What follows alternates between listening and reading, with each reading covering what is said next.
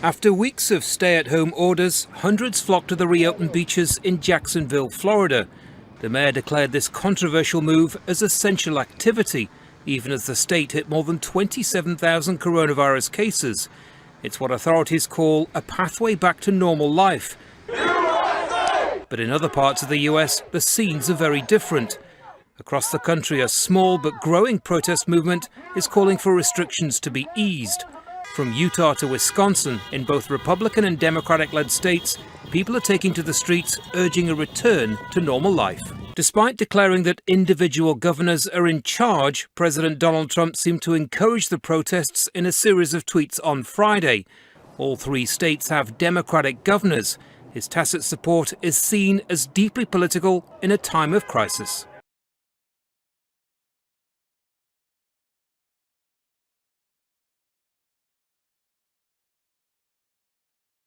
US President Donald Trump says China should face consequences if it was knowingly responsible for the coronavirus pandemic. He made the comments during his daily White House briefing, but did not elaborate on what actions America might take. Well, if they were knowingly responsible, certainly. If it was a mistake is a mistake. But if they were knowingly responsible, yeah, then there should be consequences.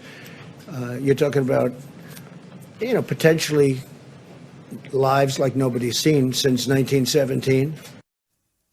President Trump and senior aides have sharply criticised China for a lack of transparency over the outbreak in Wuhan province. He's again cast doubt on China's death toll, which was revised up on Friday.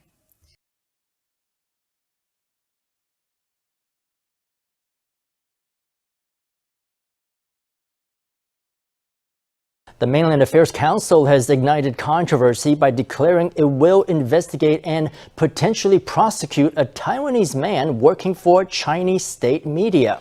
Zhang Jingyi came to public attention in recent days when he attended an epidemic briefing at the White House as a reporter for Shanghai Dragon TV and told President Donald Trump that he was from Taiwan.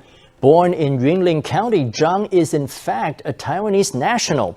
The Mainland Affairs Council says it's illegal for Taiwanese nationals to work for Chinese state-owned media, but critics say they're being too harsh.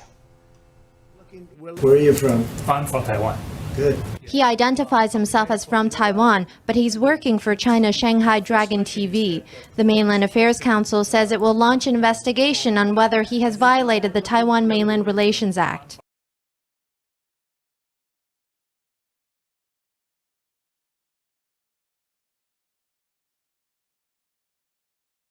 The majority of COVID-19 cases in South Africa are mild. Health Minister Zweli Mkhize says only 241 of the infected people across the country are currently in hospital, and just 36 patients are in ICU. 80% of those who test positive don't need serious medical attention, and many can be treated at home.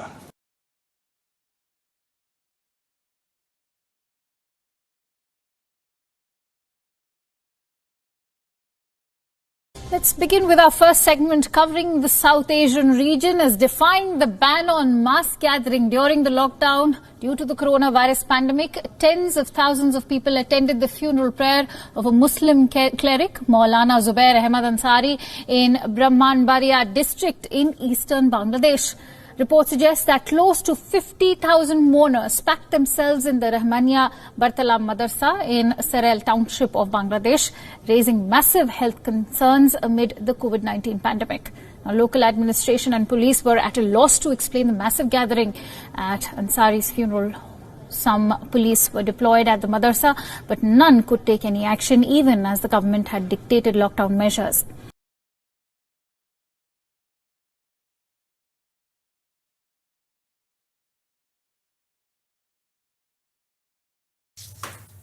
To Hong Kong now, where police have arrested 15 high-profile democracy campaigners in connection to the massive protests last year. The arrests include activists, lawmakers, and the owner of an anti-establishment newspaper. They're accused of either taking part in protests or publicizing them. Hong Kong was shaken by widespread street protests in 2019, which were sparked by a now abandoned proposal to allow extraditions to the Chinese mainland.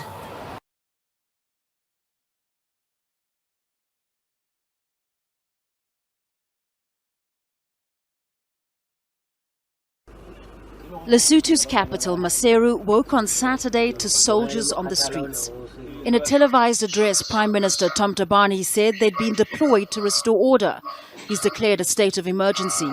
On Friday, a court ruled against Tabani's plans to suspend Parliament, where he was due to face a vote of no confidence.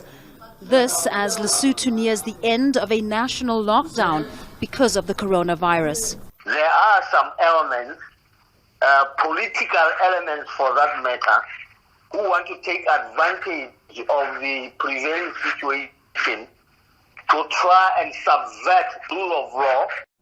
But police chiefs say the army was deployed to intimidate them. They've accused Tabani of being involved in the 2017 murder of his second wife, Dipolelo. His current wife has already been charged with murder.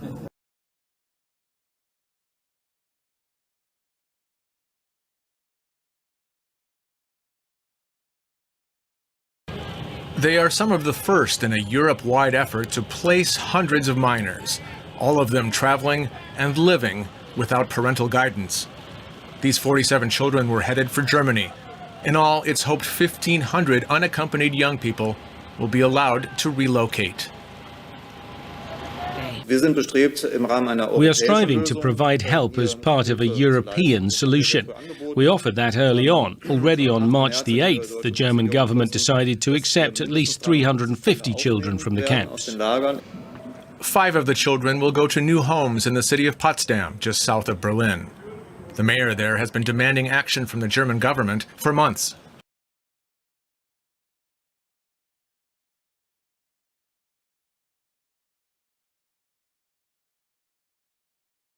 An outspoken Liberal MP is leading calls to move Melbourne's bat colony out of his Kew electorate. The pandemic has some residents worried about the further spread of disease, but experts say the safest option is to leave the bats alone. It's mating season. And at Yarra Bend, the fruit bats are in full voice. They had a really tough year. They've had a really bad summer. We've lost tens of thousands of these animals across the east coast from starvation, drought, bushfires. But bats have also had some bad publicity, blamed for the coronavirus outbreak in China. And some Kew residents aren't happy about living so close to the colony.